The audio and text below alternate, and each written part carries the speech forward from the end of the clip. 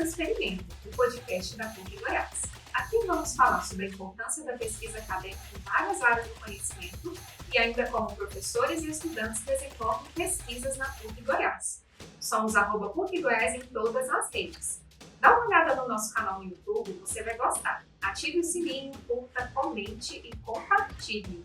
Meu nome é Belisa Monteiro e hoje vamos discutir sobre assistência obstétrica em Goiânia, um tema que é muito importante para garantir a saúde e o bem-estar das mulheres durante a gravidez, parto e pós-parto. Recebemos nesse episódio a egressa do curso de enfermagem do mestrado em Extensão à Saúde da PUC Goiás, Lorena Bernardes. Atualmente ela atua como enfermeira obstetra da Secretaria Estadual de Saúde do Distrito Federal, trabalhando em atendimentos pré-hospitalares, consultorias às gestantes, puérperas e partos domiciliares. Também nessa conversa, a professora doutora Maria Eliane Viegio Matão, que é docente do curso de enfermagem e do mestrado em Extensão à Saúde. E vale destacar também que ambas são integrantes da Associação Brasileira de Enfermagem Obstétrica de Goiás. Professoras, sejam muito bem-vindas e obrigada por terem topado o nosso convite. Bom, primeiramente, nós somos uma universidade que produz e que divulga o conhecimento científico, né? E a proposta desse episódio é falar sobre a pesquisa que a Lorena desenvolveu dentro do mestrado de Extensão em Saúde. Lorena, primeiro conta pra gente assim, o que despertou o seu interesse por esse objeto de estudo? Bom, durante todos esses anos, né, atuando em diversos cenários obstétricos, em maternidades públicas, privadas, gestão, docência, eu pude observar sempre que as mulheres tinham diferenças nos critérios de admissão, principalmente as mulheres de baixo risco em trabalho de parto. Então, isso sempre me indagava de alguma forma. E durante um tempo, nós ficamos, acho que eu também conversa, né, sempre com a professora Eliane, nós ficamos nos questionando algumas questões. Será que esses desfechos maternos e neonatais que nós temos, eles têm alguma influência sobre, né, o momento da internação dessas gestantes? Então, nós ficávamos sempre perguntando sobre isso. E, de alguma forma, a gente vinha questionando e colocando até como hipótese que será que essas mulheres que internavam precocemente tinham os seus nascimentos afetados, né, na fisiologia, por conta de um aumento de intervenções obstétricas, né, que elas tinham, talvez, maiores, e isso poderia levar a algumas complicações maiores durante essa evolução do trabalho de parto, né? E talvez um aumento de taxa, de número de cesarianas, de realizações cesarianas, o que nós sabemos que são partos que têm maiores taxas de mortalidade e morbidade, tanto materna quanto neonatal. Então, isso sempre ficava, né, na nossa mente, por isso nós decidimos, né, evoluir mais nessa pesquisa, nessa temática. O foco foi a maternidade nascer cidadão, né? Então, uma referência aqui nesse campo de pesquisa, né? Isso. Professora, como orientadora, fala pra gente sobre a relevância dessa temática, como uma pesquisa como essa pode impactar a sociedade? Então, a partir dos resultados obtidos, né, positivos e negativos, né, que foram evidenciados, tanto o corpo de profissionais da unidade, quanto as pacientes, as usuários do serviço, tomam contato, entram em contato com esse resultado. E nesse aspecto, tanto pode melhorar a assistência por parte dos profissionais, porque eles vão visualizar no conjunto o que está certo, o que é positivo, o que é negativo, e também as mulheres vão saber com mais propriedade. Isso, eu não preciso internar precocemente, eu tenho que ter a paciência de esperar, né, o momento certo do trabalho de parto, porque muitas vão por ansiedade. Primeira contração que tem, não tem aquela história dos 10 minutos, já, né? Corre para o hospital, bate desespero. Exatamente. Então, é nesse sentido de orientação que elas podem entender isso, a gente pode usar isso nas nossas ações de educação de saúde para orientá-las. No janto precoce, a internar precocemente pode levar à complicação. Por quê? Porque aí, demorando demais, porque a OMS, o Ministério da Saúde, a gente fala de um período de 8 horas, né? Se for multípara, 8 horas, multípara, 12 horas de trabalho de parto. Então, quando interna precocemente, o que é internar precocemente? É antes das contrações estarem, como a gente fala, pegou, o trabalho de parto pegou. Então, se elas estão muito espaçadas, vai demorar muito para chegar à fase ativa do trabalho de parto. Então, o tempo ela está lá internada. E as possibilidades de ansiedade até do profissional entre com interconvenção. Eu preciso acelerar esse trabalho de parto. É medicamento, é não ter bolso, sabe? Então, é para minimizar a ocorrência. Esses resultados possibilitam que ocorrências negativas deixem de acontecer para adotar as positivas, os resultados positivos. Essa é uma questão, não internar precocemente no trabalho de parto. A teoria já fala isso. Como que foi o processo de coleta de dados dessa pesquisa? Antes de chegar aos resultados, né, propriamente ditos, das hipóteses que você levantou. Exato. Foi extenso. Nós coletamos os dados no período de janeiro a maio de 2021, na maternidade, né, de referência, na região noroeste. Vale destacar que foi um período delicado de pandemia, contexto pandêmico. É verdade. Então, assim, nós focamos nas mulheres que estavam sendo admitidas no centro obstétrico dessa maternidade, as mulheres, né, com gestação de risco habitual, em trabalho de parto já, e respeitando todo o critério de inclusão, né, e exclusão dessa pesquisa. E nós, durante a análise dos prontuários eletrônicos, nós realizamos a estatística descritiva e sempre nós decidimos focar na divisão ali de mulheres nulíparas e não nulíparas. Por quê? Porque as mulheres nulíparas, elas são aquelas que nunca tiveram partos anteriores, e as mulheres não nulíparas são aquelas que elas já tiveram partos anteriores. E as evidências trazem que existe diferença na evolução desse tempo ali de trabalho de parto. Então, nós resolvemos dividir, né, esses dois grupos.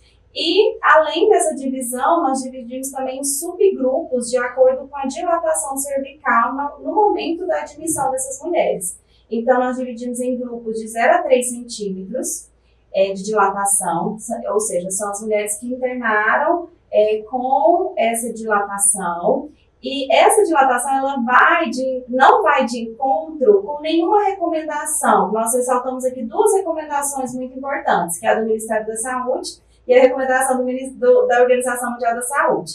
A do Ministério da Saúde traz para a gente internar na fase ativa, sendo fase ativa contrações regulares, como a professora Eliane falou, e a partir de 4 centímetros de dilatação.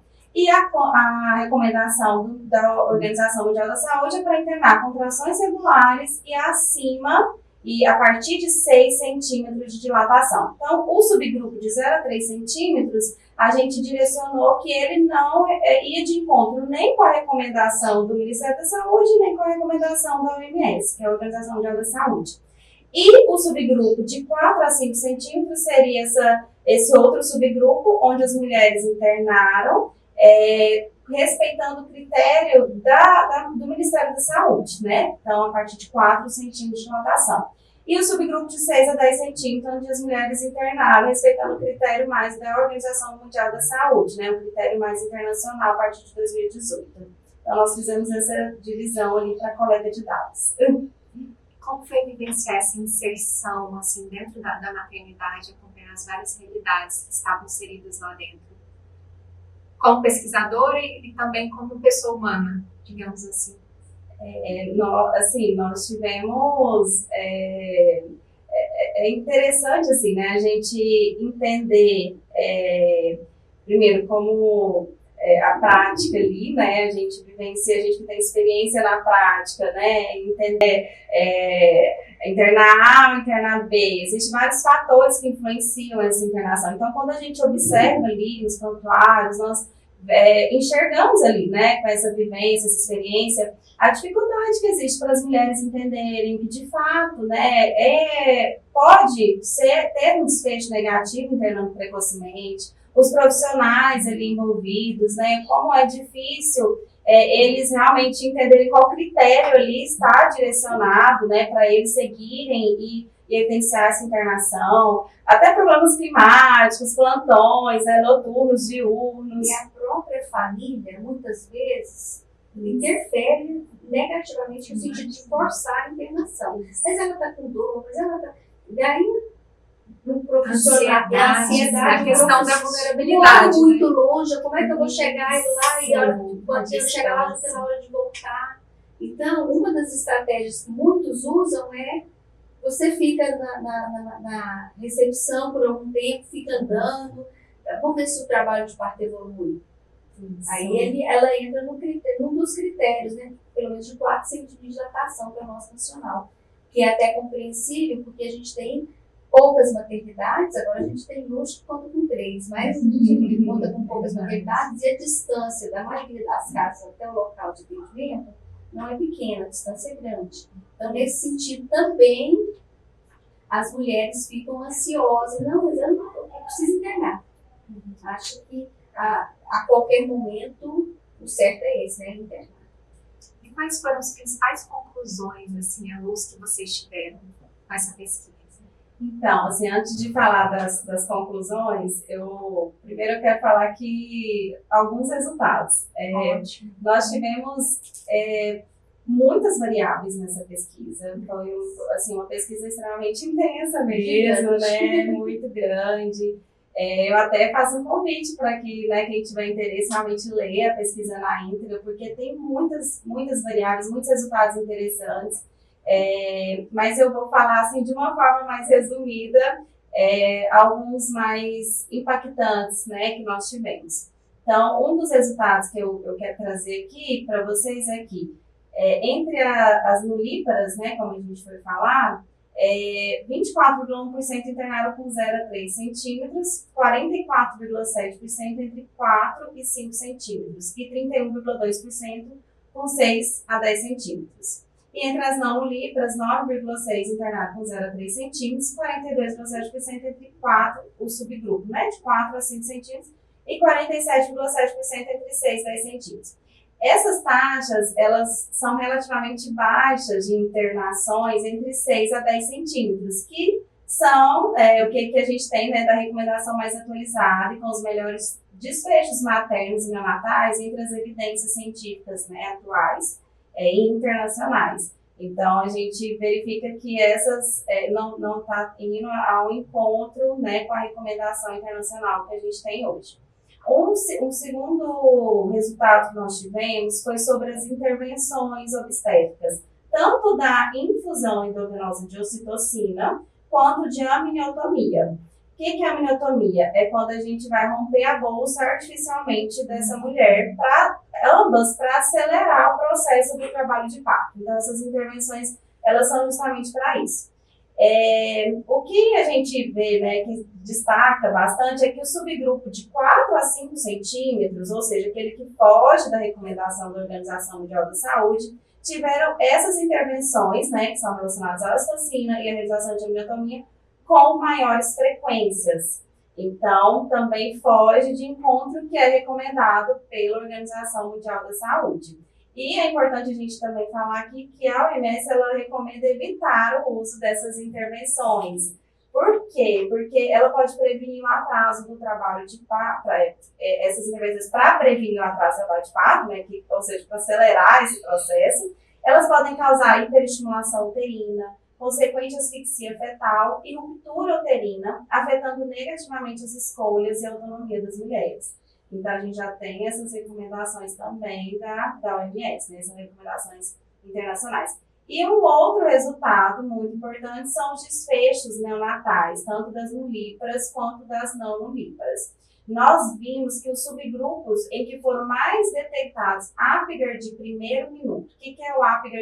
O que é a avaliação do Apgar? É a avaliação das condições de nascimento do recém-nascido. A gente avalia tanto no primeiro minuto quanto no quinto minuto. Então, quando é menor que 7, é uma avaliação mais negativa desse Apgar, dessas condições. Além dessa avaliação do Apgar menor que 7, os encaminhamentos dos recém-nascidos à neonatologia E as complicações, tanto maternas das nulíparas, foram maiores nos subgrupos de 4 a 5 centímetros. Então, é importante a gente concluir, então, né, essas reflexões sobre as consequências positivas no momento oportuno de internação, conforme a recomendação da Organização Mundial da Saúde, né? Então, tanto os desfechos neonatais desfavoráveis e intervenções relacionadas ao uso da ocitocina, por exemplo, né, são taxas consideráveis. E uma das consequências, o que a gente falou, né, são as complicações, então, os desfechos maternos ruins. Então, essas foram algumas conclusões que nós tivemos e tudo nos mostra a relevância da consideração da recomendação da Organização Mundial da Saúde, que é para a internação com contrações regulares e a partir de 6 centímetros de dilatação. Em outras palavras, a hipótese mencionada pela Lorena no início estava correta, que o quê? Internações precoces são mais comum levar para complicação. Complicação tanto materna quanto fetal. Trazendo todos esses resultados, a pesquisa da Lorena com pano de fundo, como que pesquisas como essas nos ajudam a olhar e a enfatizar a questão da assistência obstétrica com relação à humanização da saúde? Então, penso que com esses resultados a gente tem muitas possibilidades para fomentar políticas públicas de educação continuada com os profissionais, né? A gente levar esses resultados mais, difundir mais, né? Capilarizar essa informação, porque a sistematização dos dados tem essa importância, a pesquisa, que é o que não é achismo, ela está comprovadamente estabelecida, é ciência, está mostrado, evidenciado, né? Com respaldo científico. Então, nesse sentido, gestores públicos, os próprios profissionais mesmo, porque às vezes a gente espera políticas públicas, a gente pode demandar um tempo enorme para elas se efetivarem, mas a gente pode mudar ali no pequenininho as condutas daquele grupo, né? Orientar melhor mulheres.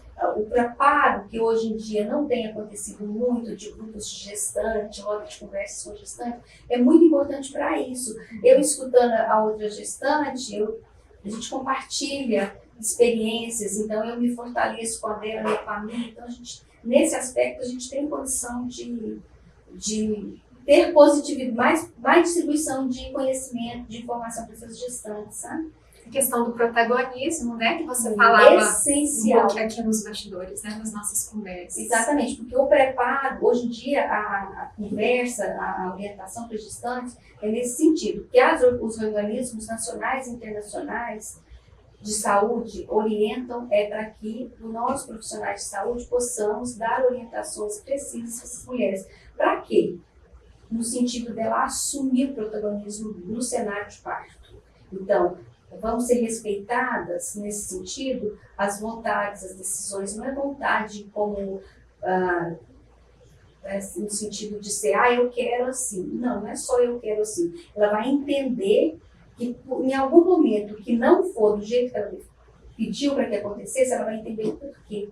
Porque a gente explica tudo para essas mulheres. Então, nesse sentido, a gente tem o plano de parto, que é uma orientação da OMS, Ministério da Saúde, e que a mulher vai registrar, vai se estabelecer um documento, vai fazer um documento com o que ela deseja, o que ela não deseja, na hora do parto. Inclusive, música, a posição que ela vai ficar, o acompanhante, que não tem intervenções. Não tem intervenções, né? E já está dito que a presença do acompanhante é um fator limitante de violência obstétrica, que ele dá, né? Então, assim, esses dados, a pesquisa em geral, né? Em geral, pesquisas têm esse poder da gente exatamente. E não é convencer, é mostrar com os dados sistematizados o que acontece na realidade, o que a gente quer mudar a partir de então, o que precisa ser mudado a partir de então. Olhando o nosso cenário aqui de Goiânia, a saúde pública, o que avançou e o que a gente ainda precisa avançar, na visão de vocês? É muita coisa, são poucas não, né? Mas assim, melhorar mesmo a oferta de trabalhos com essas gestantes, com os familiares, que é a rede de apoio que ela tem, né? para compreender o que é positivo, o que é negativo, o que pode ser feito, o que não pode ser feito, melhorar no sentido dos profissionais aceitarem a participação, o protagonismo dessa mulher no meio do parto, que às vezes é difícil, né? Porque tradicionalmente o que a gente tem é aquele modelo tradicional, que o protagonista é o profissional médico, né? Muitas vezes, na maioria das vezes.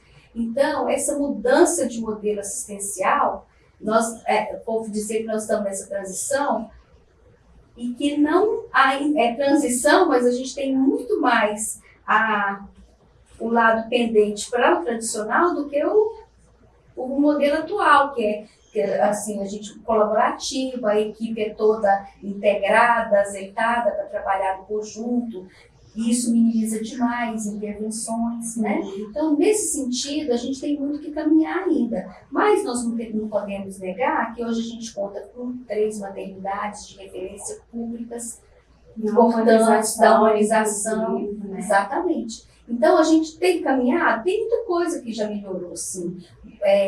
Ações de educação em saúde, até pouco tempo estavam sendo dados cursos para atualização dos profissionais, estão trazendo novidades do Ministério da Saúde, novidades da OMS, divulgando os objetivos de desenvolvimento milênio, que a gente tem uma responsabilidade enorme. Um dos objetivos das metas que a gente tem que atender, melhoria da qualidade da assistência obstétrica. O Brasil tem um compromisso internacional e a gente tem um número altíssimo de mortalidade, tanto materna quanto neonatal, quanto infantil. Então é importante, assim, no pequenininho a gente vai ampliando isso e a coisa tende a aumentar. Então hoje outra coisa a gente conta também com enfermeiras obstetras, um número já considerável, que a gente até pouco tempo praticamente não tinha, né? Então isso também favorece que as ações de humanização sejam concretizadas. Não estamos no zero, mas também estamos longe do 100%. Estamos caminhando, né? Exatamente. Assim como a maioria dos estados e cidades brasileiras. São passos assim de formiguinha mesmo, mas a gente vê, né, assim como a gente também tinha conversado um pouco nos bastidores, como que a gente já enxerga essa mudança ali na prática, né, na vivência, então, a atuação do enfermeiro obstetra, a gente vê que faz parte, né, da mudança do cenário obstétrico, com essa humanização, o empoderamento ali da mulher, dar voz para elas, né, e elas conseguirem ter legislações ali envolvidas, né, para que isso realmente, elas estejam respaldadas, os direitos, né, delas. Então isso já a gente vê ali na prática que já está um caminho ali de formiguinha, claro, mas já está encaminhando muito. Um outro avanço que eu não esqueci de mencionar, mas há tempo, é a existência de cargos de enfermeiro obstetra na Secretaria Municipal de Saúde de Goiânia, que até pouco tempo nós não tínhamos, até pouco tempo, 5 anos, eu acredito, nós não tínhamos. Então, hoje a gente já conta com todas as maternidades, nas maternidades, nas salas de parto, que hoje não é sala de parto mais, né? Na assistência ao parto, na atenção ao parto, a participação de enfermeiros obstetras. Então, esse é um avanço importante. Importante destacar também que o curso de graduação e o mestrado em atenção à saúde tem um link muito forte, né? Inclusive, a Lorena saiu da nossa graduação, egressa 2 vezes. Né, Lorena? Então, a gente vê assim, 3 vezes. Graduação, especialização, mestrado, 4. Então, a gente vê que, professoras, assim, a questão do papel formativo mesmo da instituição para atender essas demandas. Produzir o conhecimento científico. Eu não posso deixar de dizer aqui que o ensino da enfermagem obstétrica no curso de graduação da PUC Goiás é diferenciado. A gente tem um conteúdo muito forte, muito importante, que empodera os alunos, os acadêmicos, e abre olhos para ser uma área de atuação. Então, a gente consegue, entre aspas, assim, resgatar muita gente para o lado da obstetrícia, no sentido de que a gente tem uma disciplina muito forte, sabe? Professores qualificados, conteúdos bem ministrados, uma prática diferenciada que a gente tem tanto ao longo do curso, no 8º período, que é quando se dá, e lá na frente no internato. Então, em 2 momentos, os alunos têm a oportunidade de atuar na área obstétrica, como estudantes acadêmicos de enfermagem. E isso estimula para a especialização, para a residência, para mestrado. Impacta na qualidade do trabalho, porque já vai para o mundo do trabalho com a prática, digamos assim, né? Com uma teoria e uma prática assim, extremamente diferenciada. Eu posso falar com todas as letras, realmente. E no seu dia a dia, como enfermeira obstetra no Distrito Federal, assim, como que é o seu dia a dia lá? Conta pra gente um pouquinho. Então, eu trabalho no centro obstétrico, né? Então, a gente atua diretamente com os partos, né? A gente tem desafios, assim como em Goiás, né? Não, é igual a gente falou, assim, os desafios, eles têm, né? O cenário obstétrico ainda tem ali muito que encaminhar, né? Mas já é uma realidade muito positiva no cenário de um trabalho colaborativo, sabe? A equipe multiprofissional lá é extremamente, assim, funcionante, vamos dizer assim. A gente consegue saber onde que é o espaço, né, do outro, onde nós atuamos, nós somos respeitados como enfermeiros obstétricos de fato. Então, assim, a gente lá realmente tem um espaço, assim como aqui também em algumas maternidades, né, nós já tivemos esse encaminhamento, esse trabalho, né, no espaço colaborativo, né, nesse processo ali de atuação, né, da equipe multidisciplinar. Então, eu acho que lá eu vejo muito essa realidade, mas também na vivência daqui eu vejo que também já encaminhou muito. Brasília, Distrito Federal em geral, eu acredito que eu já estou lá um tempo, os papéis são muito bem definidos das profissões. Então, e assim, ninguém entra no limite do outro. É um modelo que funciona bem. Então, nesse aspecto, é bem... No local onde eu estou, eu posso falar que realmente é até exemplar, assim. A harmonia entre a equipe, ela é muito boa. E isso faz toda a diferença, né, para assistência ali, diretamente ali com as mulheres. As mulheres sentem isso, né, a assistência, elas conseguem enxergar esse processo, né, de melhoria, assim. No caso, assim, as gestantes de alto risco, que porventura podem vir a ter complicações no parto, como que fala, assim, como a importância mesmo do enfermeiro obstetra nesse momento? A maior importância, né, da gestante, assim, da nossa atuação, porque a nossa atuação é de baixo risco, mas nós temos uma formação para identificar os sinais, né, e o encaminhamento ágil, né, para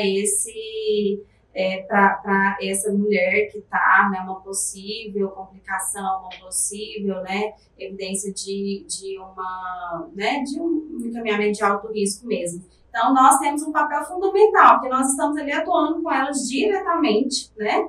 Então, ali a gente está avaliando, monitorando tanto materno, fetal, constantemente, intermitente, né? É uma avaliação, assistência contínua. Então, com essa avaliação, nós conseguimos identificar as mulheres, né, que estão encaminhando para o alto risco com maior agilidade, com conhecimento técnico, né, com habilidade, e ali, né, no cenário onde a gente tem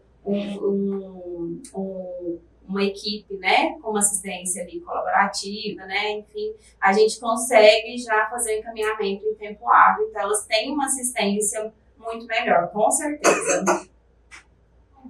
A gente agradece a participação de vocês. E, assim, como universidade, a gente fica muito feliz de ver pesquisas como essa impactando a sociedade, né? E dentro do mestrado em atenção à saúde, que também celebrou seus 10 anos de história, né, professora? Exatamente.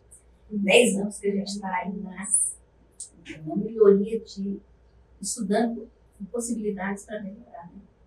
A assistência na área da saúde, porque o mestrado em atenção à saúde é para outros profissionais da área de saúde, que não enfermeiros, né? Fisioterapeutas, nutricionistas. E isso é uma pesquisa que vai motivar outras, com certeza. Com certeza. Quem quiser ter acesso a essa pesquisa, qual que é o caminho, assim, para ter mais informações, para conhecer? no programa, no né? programa, No site, site. na Biblioteca Central, que a gente possa. Tem a pesquisa na íntegra, né, disponível para todo mundo que quiser, né? E artigos, né, que a gente tem Sim. publicado a partir dele. Isso. Muito obrigada, Conselho. Obrigada. Obrigada.